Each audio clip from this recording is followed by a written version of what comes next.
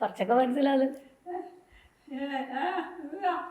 പിന്നെ എങ്ങനെ അറിയാം? മുഴുവൻ പഠിച്ചു, അടുത്ത് വന്നിരുന്നു മുഴുവൻ പഠിച്ചു. അതെ. അത് ഒരു ഘട്ടത്തിൽ എനിക്ക് തോന്നി പ്രഭ ചേച്ചി സംസാരിച്ചു പോകുന്നു, അതേപോലെ നമ്മളെക്കാൾ കൂടുതൽ സംസാരിക്കുന്ന പ്രഭയാണ്. അതല്ല, എന്നോട് ദേഷ്യം പിടിച്ചിട്ട് ഒന്ന് നിർത്ത് പെണ്ണേ എന്ന് പറഞ്ഞിട്ടുള്ളൊരു സംസാരശേഷി കിട്ടുമല്ലോ, അങ്ങനെ വല്ല മിറാക്കിളും സംഭവിച്ചു പോകുമെന്ന് തോന്നി.